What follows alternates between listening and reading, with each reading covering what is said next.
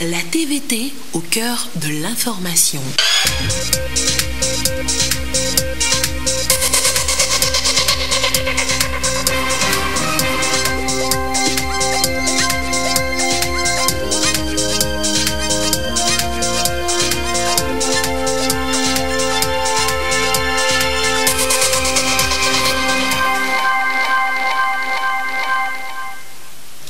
Il est l'heure du journal sur la télévision togolaise. Madame, monsieur, bonsoir. Et voici les titres de cette édition.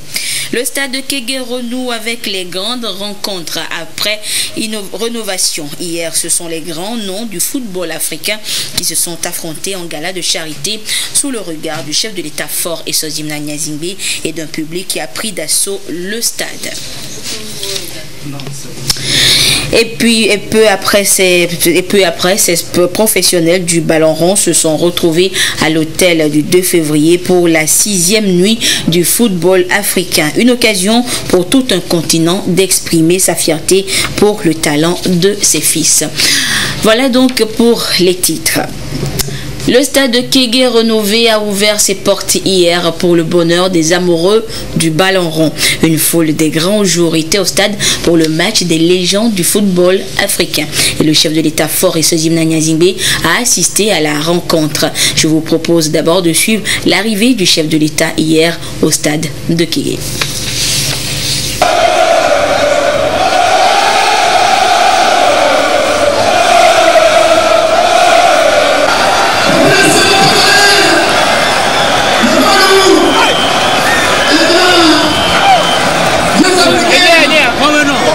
Il salue également le chef de l'État.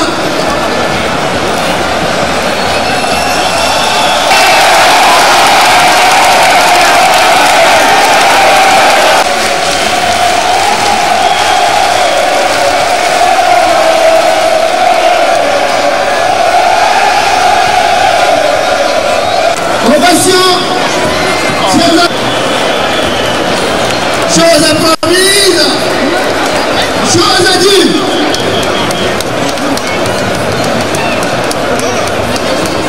Et ces médias foot qui m'interdit nous offrent cet après-midi ce grand événement, match de gala.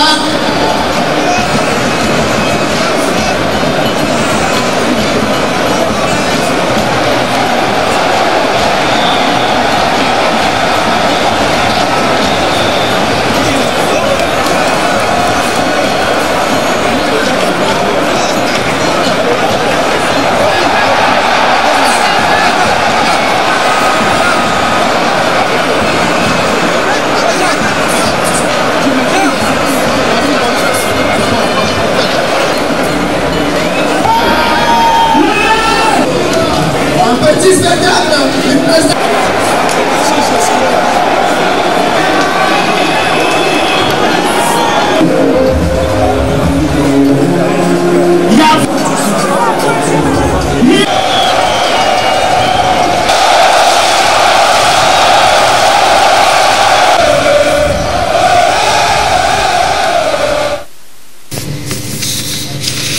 Et à son arrivée, le président de la République a tout d'abord exprimé sa gratitude aux légendes du football africain qui ont fait le déplacement de Lomé pour ce gala de charité. Il a également salué le grand public présent hier au stade. Et en retour, les organisateurs ont exprimé leur reconnaissance au chef de l'État pour son soutien à cet événement de taille.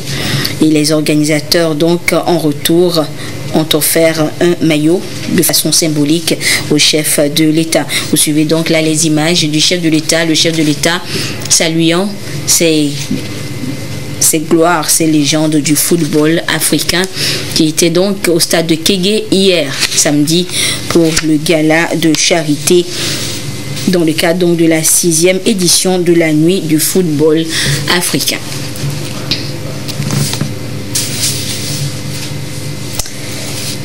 Des légendes qui ont fait le déplacement de Lomé, des légendes venues d'un peu partout du continent africain et qui ont tenu donc à être présents pour ce gala de charité, ce qui témoigne ainsi de leur engagement pour tout un continent, pour le football du continent africain.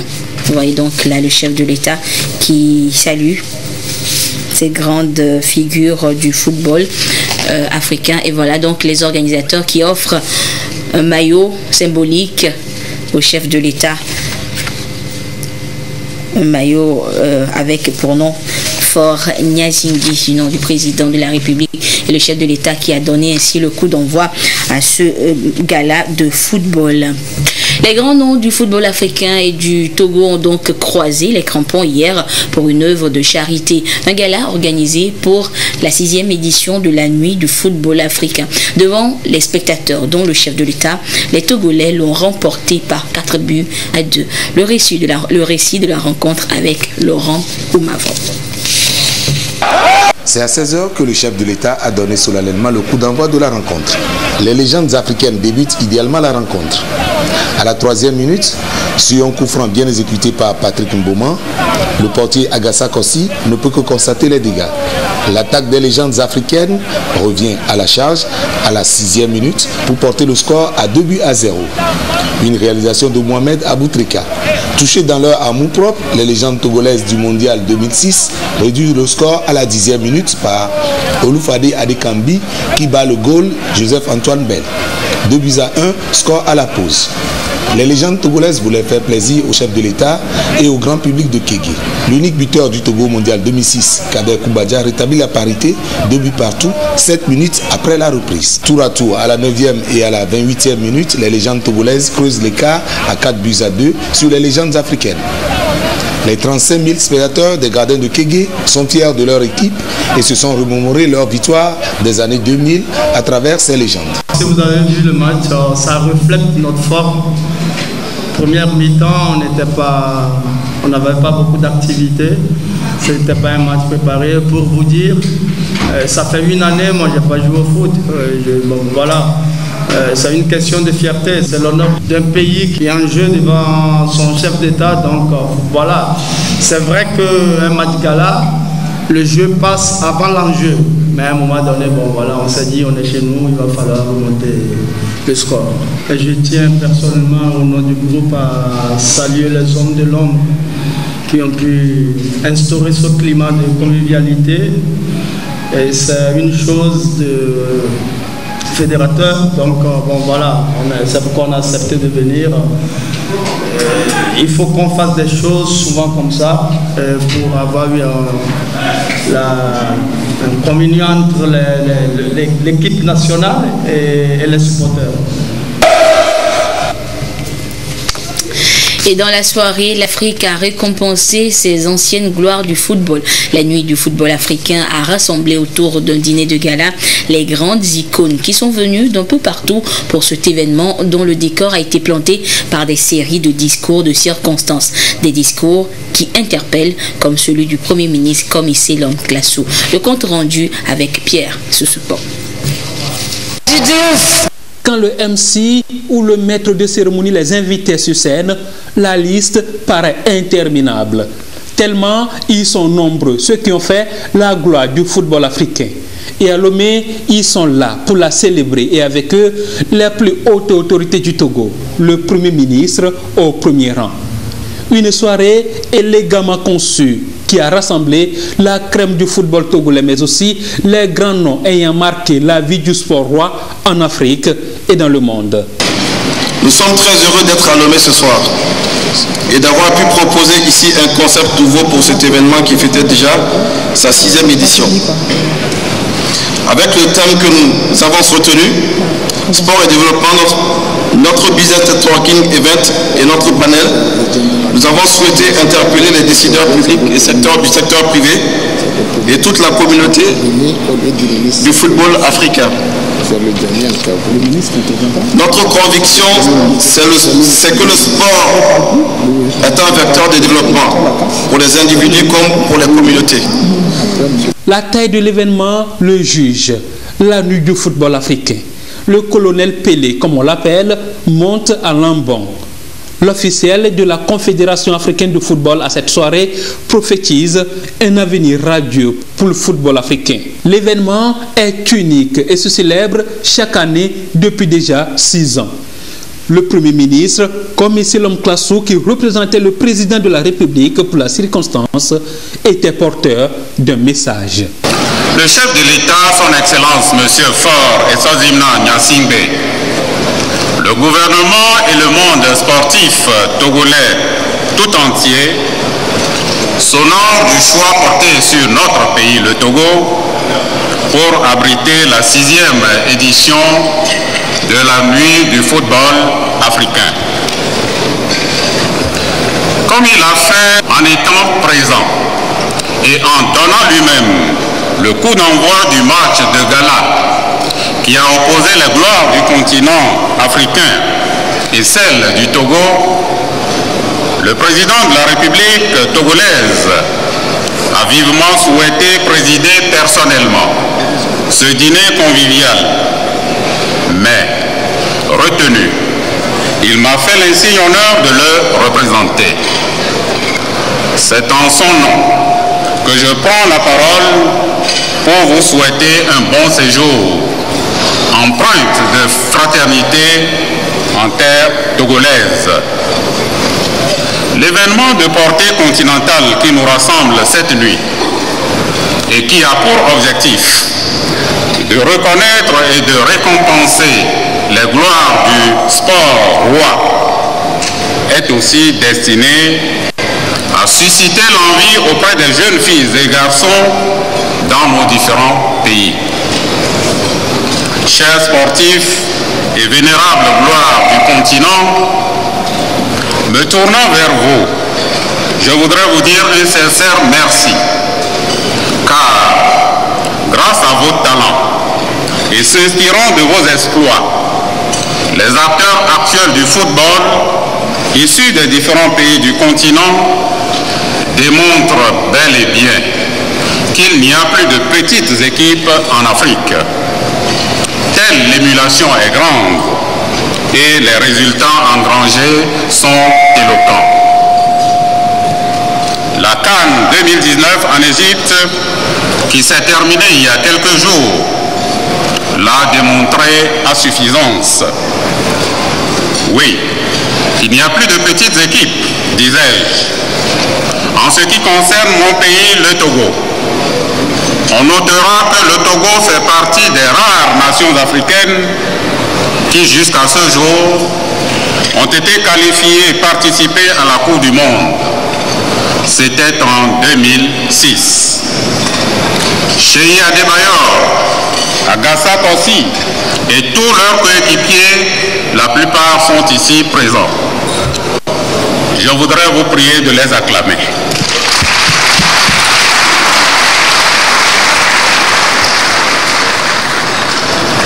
Le gouvernement, sous la houlette du président de la République, met les bouchées doubles, et ce, dans un cadre de partenariat public-privé, afin de promouvoir davantage la pratique sportive dans notre pays pour des réussites plus glorieuses. Pour revenir à la nuit du football africain, et comme le dit si bien un adage du terroir, les événements se succèdent, mais ne se ressemblent pas. La 6e édition, qui s'est tenue dans notre pays, vient d'imprimer sa marque à la noble initiative de la nuit du football africain. Le décor est ainsi planté pour une soirée qui va donner de toutes ses couleurs en harmonie avec l'industrie culturelle du terroir.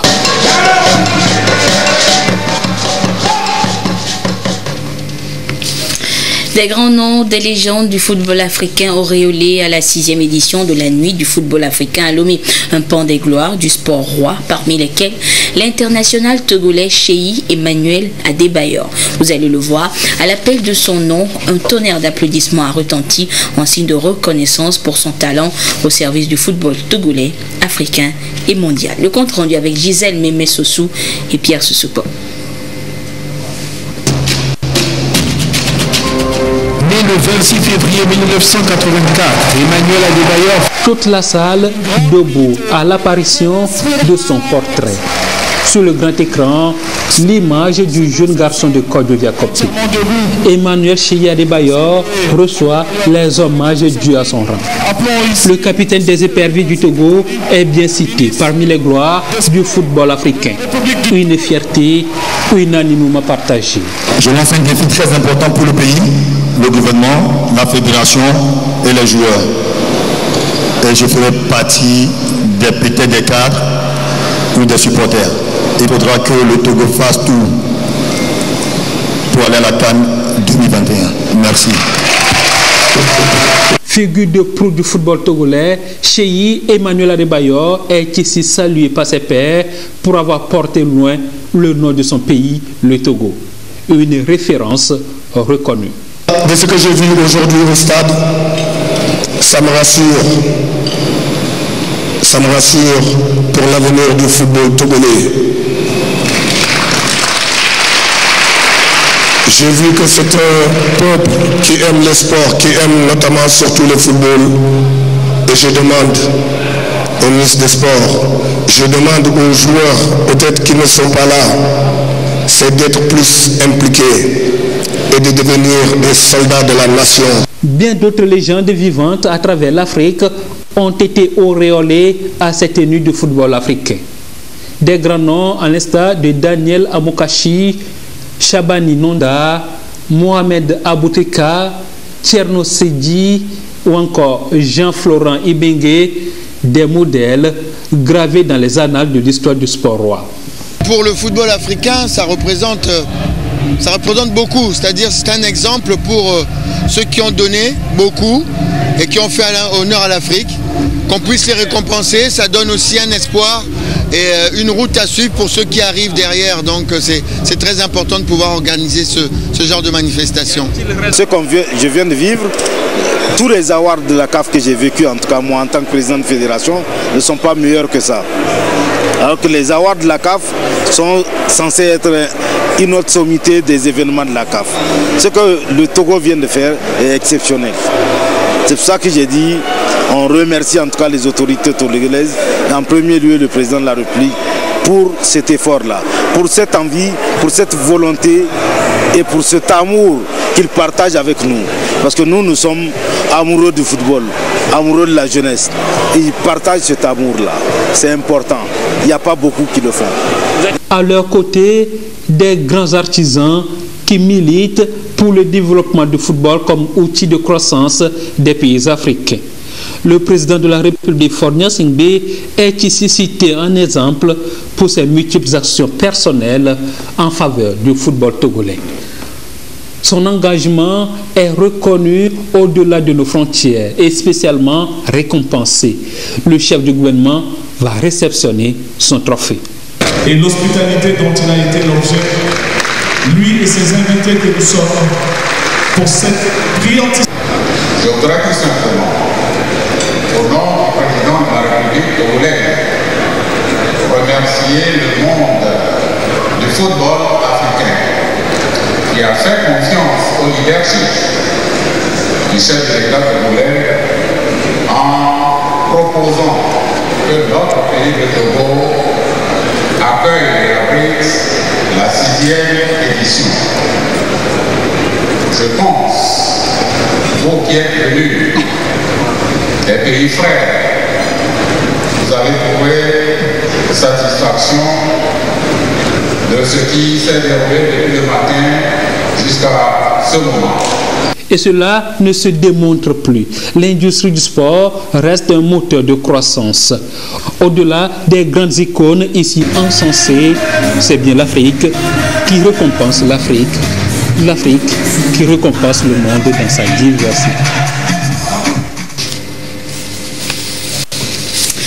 Le ministre de l'Agriculture, de la Production animale et halieutique est en tournée dans la région de la Kara. Il est allé dans les préfectures de l'Akéran et de Doufelgou à la rencontre des acteurs du monde paysan, notamment les transformateurs agricoles et les éleveurs qui ont été soutenus par le projet d'appui au secteur agricole. Le compte rendu avec Nestor Mozo sur place. Avec le déroulement des projets et programmes en direction du monde agricole, on note ces dernières années le développement des initiatives entrepreneuriales à travers le pays. En vue d'encourager les promoteurs de ces initiatives, le ministre de l'Agriculture, de la Production animale et halieutique a décidé d'aller vers eux pour leur traduire directement et profiter pour visiter leur entreprise. Ici, il est à l'étape de l'Acquéran, dans la bergerie de Bassongou. Cet éleveur, en 2012, ne disposait que de 30 têtes de moutons. Mais avec le soutien du PASA, projet d'appui au secteur agricole, il compte aujourd'hui 137 têtes, sans compter ce qu'il a déjà vendu. J'ai bénéficié PASA, je remercie beaucoup PASA. Ce que j'ai gagné, ça m'a aidé beaucoup. Ça m'a aidé beaucoup. L'élevage, j'avantage beaucoup. Je ne fais pas de champ, mais c'est l'élevage que je fais. Mais ça m'a avantagé beaucoup. Sur mes enfants, aller à l'école, ce que ça nous manque. La saison sèche, c'est l'eau qui nous fait des problèmes. Nous l'accompagnons sur plusieurs plans.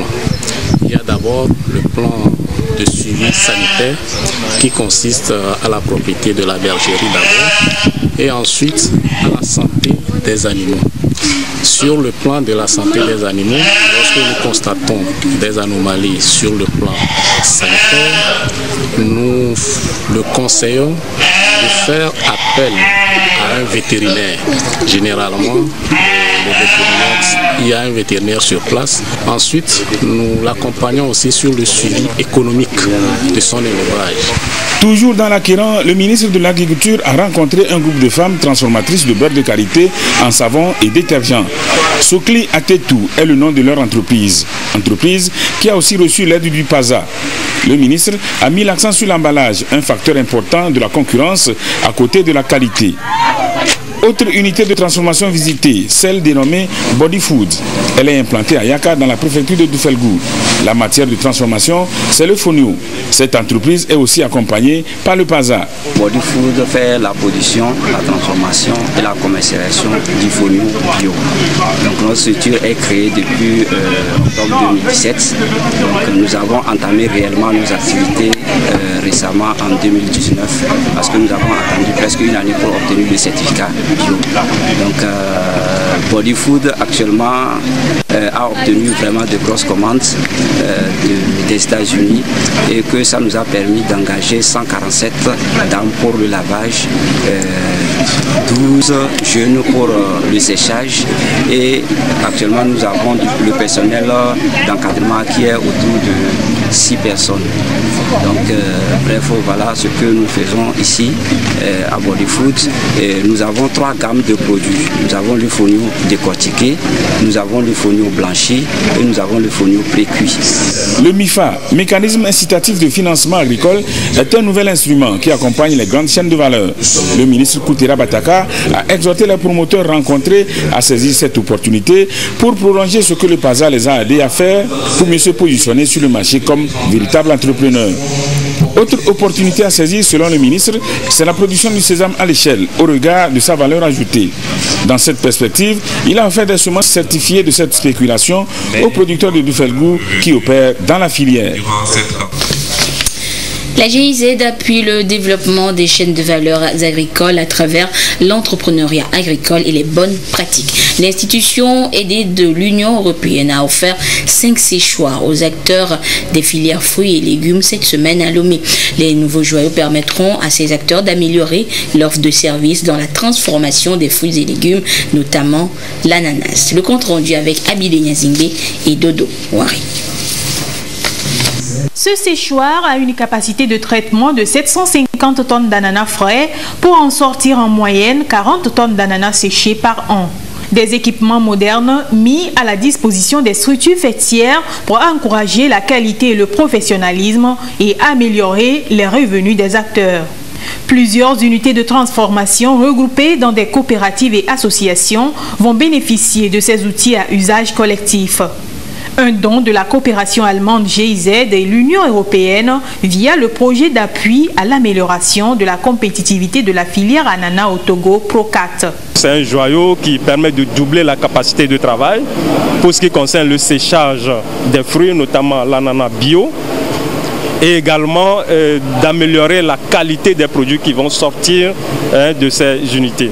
C'est un séchoir qui est de fabrication extérieure, mais avec les activités de nos prestataires sur place, nous réfléchissons déjà à ce que les équipementiers au niveau national puissent également fabriquer d'un jour à l'autre ces équipements-là qui seront démultipliés sur l'étendue du territoire national pour accompagner la transformation des fruits et d'autres produits. En Europe, on aime l'ananas du Togo, on aime l'ananas séché, on aime le jus d'ananas parce que le Togo a vraiment un produit de qualité avec cet ananas et surtout qu'il est cultivé de manière biologique. Et ça, c'est vraiment très important pour les consommateurs européens aujourd'hui.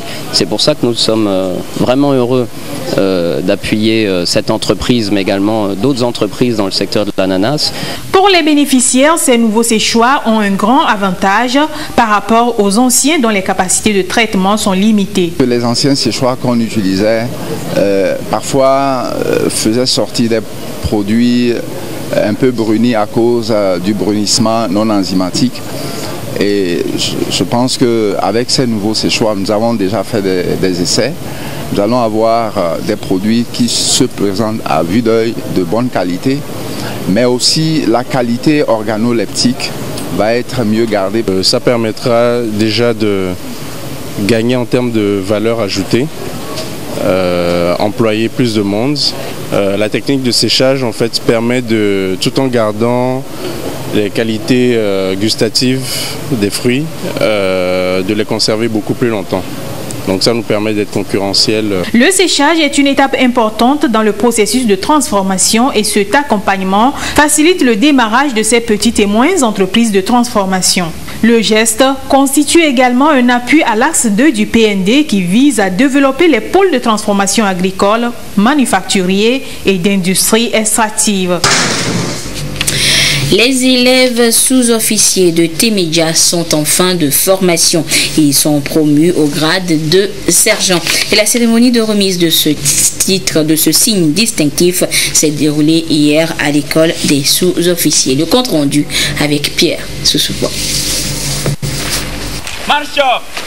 Ils sont désormais aptes à commander un groupe de combat. Ces élèves sous-officiers en fin de formation à l'École nationale des sous-officiers de Témédia reçoivent ici le galon de sergent, le tout premier dans la catégorie des sous-officiers, conformément au statut général des FAT. La cérémonie de fin de formation se déroule en présence du général Adi Taou, chef d'état-major général adjoint, qui représentait le chef d'état-major général des FAT. Il a, au nom de son supérieur, exprimé la gratitude des FAT au chef de l'État, chef des armées, pour ses multiples actions en faveur du renforcement des capacités des forces de défense et de sécurité dans leur lutte pour la stabilité dans la sous-région. Avant toute chose, que j'exprime les respectueux remerciements des forces armées togolaises à son Excellence M. Faure Sanzimna Nyasingbe, président de la République et chef des armées, pour ses actions en faveur du renforcement des capacités des forces de défense et de sécurité, afin qu'elles puissent protéger au mieux le Togo et les Togolais et contribuer à la stabilité de notre sous-région face à un éventail croissant de défis sécuritaires. Je vais aussi et surtout évoquer la menace terroriste qui prend de l'ampleur dans le voisinage proche et immédiat de notre pays. Menace qui prospère sur des fragilités sociétales. Menace qui précarise l'existence de milliers d'hommes et de femmes. Menace qui impacte négativement le développement des pays affectés. Votre présence à nos côtés, distingués invités, est le signe d'une perception partagée de toutes ces vulnérabilités qui sont toutes sources d'atteinte à l'intégrité des personnes et des biens. Mais votre présence traduit aussi que vous appréciez à leur juste mesure les enjeux de notre sécurité collective et que vous êtes convaincus que le combat pour la paix et la stabilité, qui est indissociable du progrès socio-économique pour tous, est notre responsabilité collective.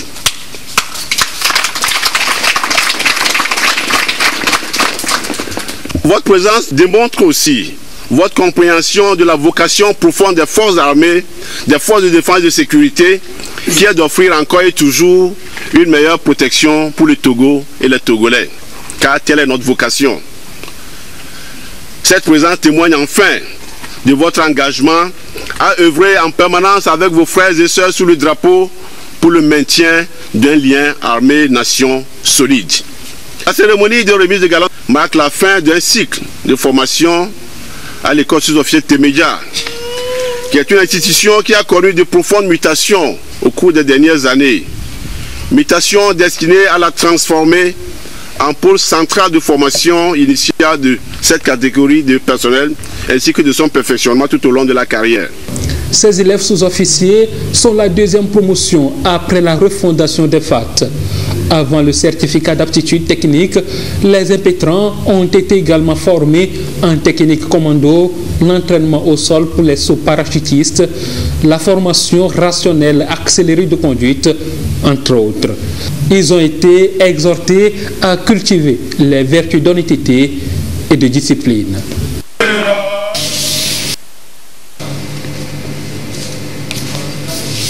Les plus jeunes du collège militaire et Adema de Tchitchao dans la COSA sont eux en fin d'année. Les élèves de 6e et seconde ont reçu des bérets et les plus méritants des prix d'excellence. Le compte rendu avec Nestor Mozo. Les élèves de la classe de 6e et ceux de la classe de seconde qui ont réussi pour la classe de 5e et de première reçoivent de leurs aînés les bérets et autres attributs et symboles à la fin de chaque année scolaire au CME, Collège militaire et Adema. C'est une forme de baptême qui leur permet désormais d'appartenir à la famille des enfants de troupe. Les bénéficiaires de cette année constituent la 40e promotion de l'établissement.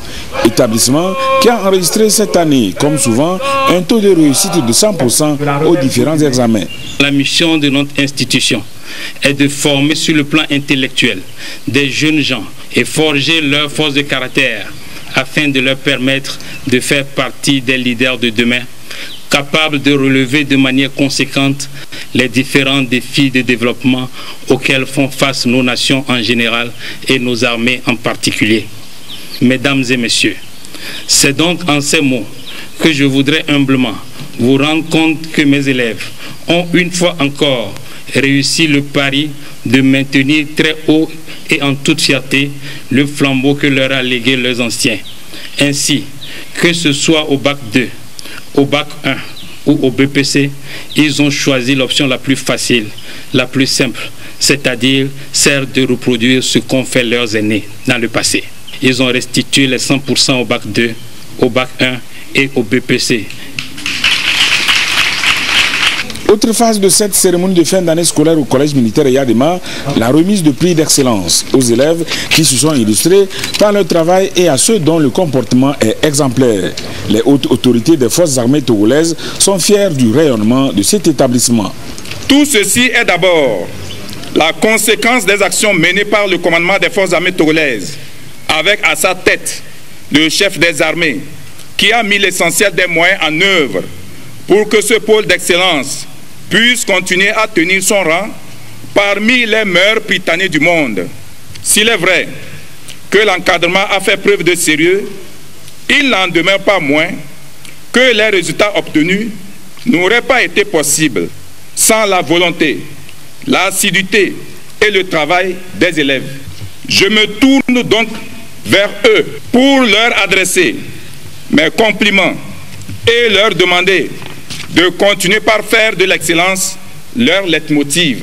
Créé le 23 avril 1979 sous le nom de Collège militaire de Tchitchao et renommé Collège militaire Yadema en 2006, cette école avait au départ une vocation nationale. La qualité de l'enseignement et l'excellence des résultats ont entraîné l'écho de cet établissement bien au-delà des frontières togolaises et en 1996, le collège a ouvert ses portes aux élèves des autres pays africains.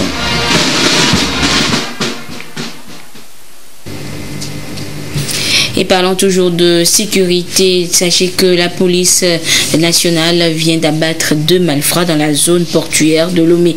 Ils sont impliqués dans une tentative de braquage échouée durant lequel un policier a été gravement blessé par balle et les autres policiers ont essuyé des tirs.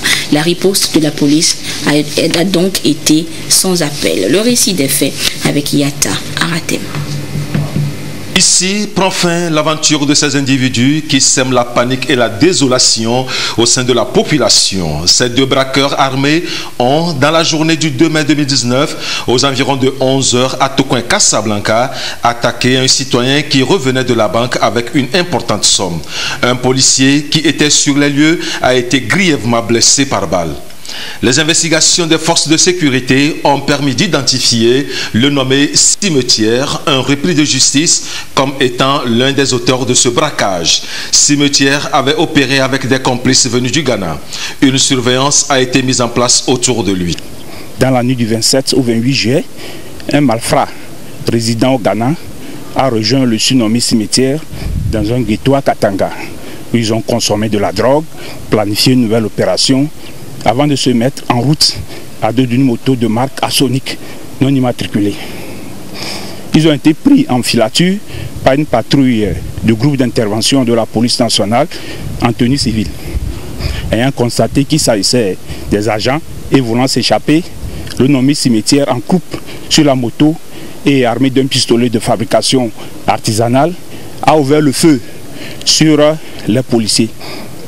Les policiers ont immédiatement riposté, atteignant ces derniers.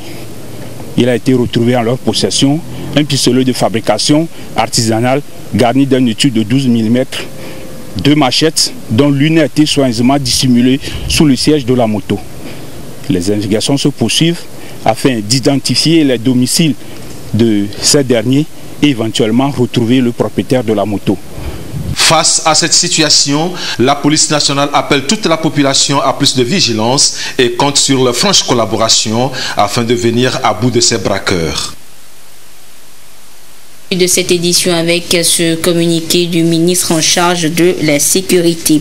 Il m'a été donné de constater que suite aux pluies abondantes qui se sont abattues sur la plupart des régions du pays depuis le début du mois de juillet 2019, certains fleuves et rivières enregistrent une montée inquiétante du niveau des eaux.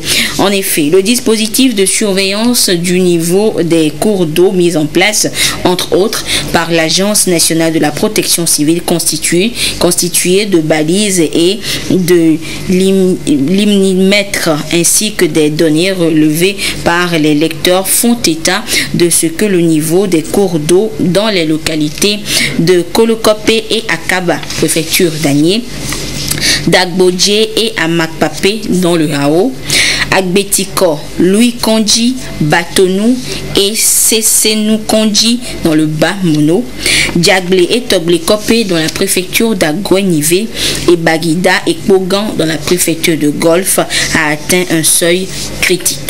Face à cette situation alarmante, le ministre de la Sécurité et de la Protection civile invite les populations, surtout les riverains des cours d'eau dans les localités susmentionnées, à une grande vigilance. Il leur recommande d'éviter les abords des cours d'eau, les baignades, les traversées en pirogue et à se conformer aux consignes de sécurité diffusées par les autorités administratives et locales à travers les médias et sensibilisation de proximité. En outre, il exhorte tous les acteurs chargés de la surveillance des cours d'eau à intensifier leurs actions afin d'alerter les autorités locales et les populations en temps réel. Le ministre de la Sécurité invite les populations, en particulier celles des zones à risque d'inondation, à plus de vigilance, surtout en cette période de pluie, pour éviter des situations dramatiques et les remercie pour leur bonne compréhension. Direction maintenant Médine, où se trouvent près de 2250 pèlerins togolais pour le Hajj 2019, un des piliers de l'islam. Leur pèlerinage a démarré avec la visite des lieux saints, notamment la mosquée du prophète Mahomet. Leur arrivée à Médine avec Ferdinand Diassoa.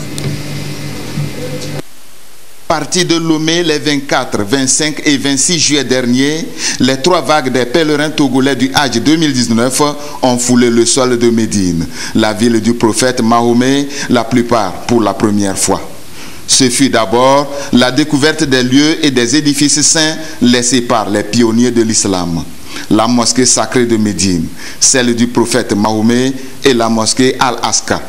Pour cette année, les mesures sécuritaires et sanitaires ont été renforcées pour les 2250 pèlerins togolais grâce à l'implication personnelle du chef de l'État, Faure Eswatini Gnassingbé, qui a voulu que rien ne soit plus laissé au hasard pour attirer le moindre risque. De l'établissement des documents d'identité des pèlerins à la mise en place des équipes des praticiens de santé et de sécurité pour accompagner les pèlerins. Tout ce qu'il faut pour leur prise en charge rapide et gratuite au cas échéant. Quelques jours à Médine, puis les pèlerins prendront la route pour la Mecque, ville où se dérouleront les rites du Hajj proprement dit, avec pour point culminant la fête de la Tabaski ou l'Aïd el-Kébir. Leur retour à Lomé est prévu dans un mois. Et nous souhaitons un bon Hajj à nos compatriotes. Et voilà, c'est sur ces images que se referme cette édition. Merci de votre fidélité à la télévision togolaise. Excellente suite de nos programmes. Au revoir.